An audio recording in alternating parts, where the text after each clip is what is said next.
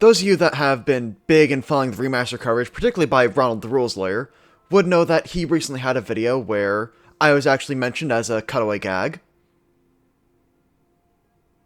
And as such, I left a comment that said that there is some secret wrestler buffs that just kind of happened. And these are not buffs directly to the archetype, rather, the rules engine around them got adjusted to make wrestlers better than other equivalent characters would have been. So, with that, let's just get started. Next, an adjustment to the creature stat is a side buff to Wrestler, because, as some of you are aware, the grab ability of some creatures that says after they hit you, they automatically grab you, is now they get to grapple you at no multi-attack penalty. That is a big distinction, because Wrestler Dedication actually has a line of attacks that gives you a bonus against being grappled, and Wrestler has feats that give you a bonus to escaping when you are grabbed. So that way you can use your reaction try and escape and still have a full turn to get them in the grab instead. So Wrestler is actually going to be a lot stronger because a lot of creatures have these knockdown abilities, and Wrestler will naturally be very good into those types of abilities because they just get bonuses against it. And they can then do it to that creature, make them less likely to hit, make them have fewer actions to be able to do these things that usually require more actions, because the improved versions normally don't become common until very high levels on weaker attacks. Super, super powerful stuff coming from just that alone. That is another factor that is making Wrestler in the things that Ori wants to do stronger, as well as making the new avenues of Wrestler better. We got some new maneuvers. We have reposition now. Big deal. We can now move things in more ways than just shoving them. Because if you have been playing this game for a while, shove is pretty limited. You move stuff exactly away from you. Now, you can move them to the side of you. That's actually a really big deal to get enemies out of, the front of a hallway, or out of a doorway, so that you can then open up the path for you and your allies to go through. Big deal. And that isn't something you're necessarily going to use every combat, but new disarm very well might be. Because that's also another change that was made in terms of maneuvers, and I consider it like adding disarm to the game. I think it is that big of a deal, because if you have not heard, its success condition is now they have that -2 until they spend an action to get rid of it. So it's even better than the swashbuckler equivalent feat that we had pre-remaster. So disarm is now very, very real of a thing that you can go for. And its crit effect is still very, very strong. And who's the best to use it? Well, somebody with an open offhand and high athletics, aka a wrestler of some kind. So this also means that a wrestler lock has a higher potential output for a single creature. So if you have two wrestlers in a party and there's one boss, you can now have one guy trip as the other guy pulls the weapon out of their hand. So you have a much more dangerous lock from these new maneuvers that are coming out, because now they need to spend actions to get out of the grapple, spend actions to stand up, and spend actions to pick up that weapon again. Oh look, their turn's done. That is the type of things that can now exist if you have a party with enough actions to be able to apply all these things to them.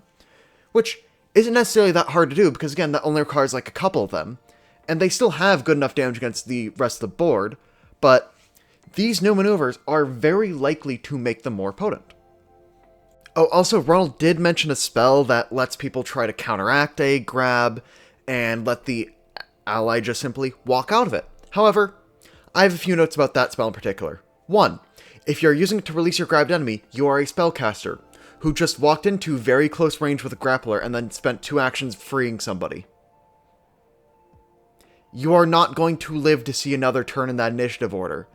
At least not without being grabbed and then being forced to use your own abilities to escape. Oh boy, you are going to start struggling really, really fast. And the only types of creatures I would really want to do this would be a lackey trying to free their boss from the grapple. Which, I mean, sure, but then again, you are a spellcaster lackey that just walked into a martial character. I do not think that is a way to live your life unless your goal is insurance fraud. Because you will be getting a lot of injuries, and honestly, with how stupid that decision is, it might as well be self-applied. I should also mention that there was actually a level 1 spell that would let an ally escape as a reaction without even requiring being in melee range.